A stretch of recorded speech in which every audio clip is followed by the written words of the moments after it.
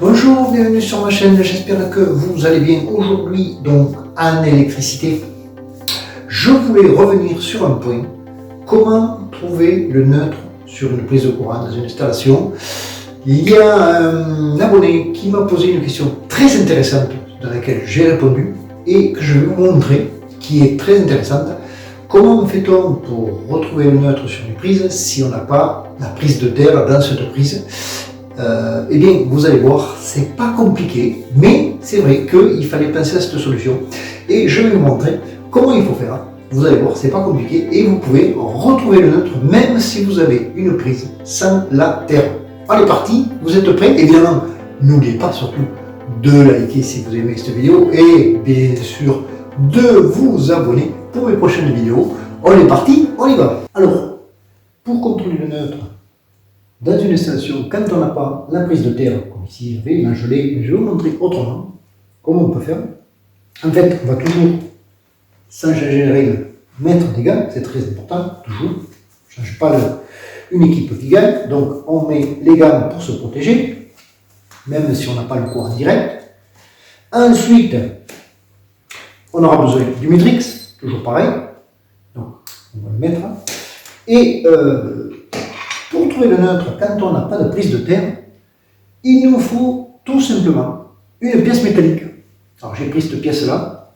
Alors, pièce métallique sans, évidemment, sans peinture, sans rien, hein, il faut qu'elle soit brute. Donc moi, je vais la gratter un petit peu, vous voyez, pour que le conduise un peu. En fait, on va faire le principe de la terre, tout simplement. Alors on peut faire ça. On peut aussi, si à proximité d'une prise, vous avez une armature, comme ici par exemple, j'ai de la ferraille aussi, enfin, c'est de l'alu, mais bon, là c'est peint, mais pas là, vous voyez, sur le côté.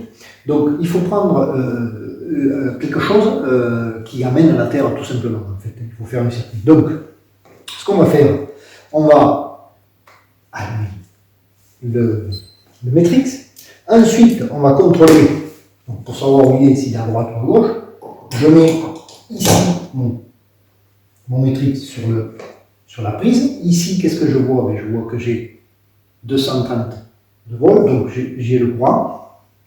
Pour savoir si le neutre est à gauche ou à droite, comment je fais? C'est pas compliqué. Je vais enlever un des deux. Je prends ici, j'enlève la gauche pour commencer, et je me mets ici. Je le fais passer. Et si je le fais passer ici, vous remarquerez, vous voyez, j'ai 92, 93, à peu près 94 volts.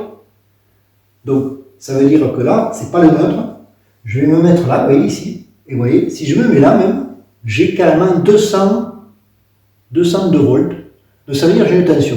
Si j'ai une tension, eh bien, ça veut dire que ceci n'est pas le neutre. C'est la phase. Pour moi, c'est la phase. Je vais vérifier. Il suffit que je me remette ici entre phase et neutre. Donc je reviens ici, vous voyez, avec le courant. Voilà, tu vois.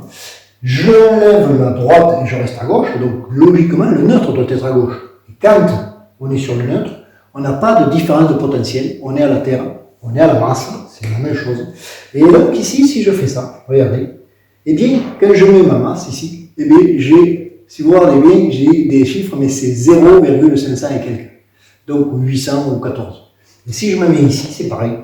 Je prends la masse, j'ai 1 volt, regardez, 1 volt et quelques.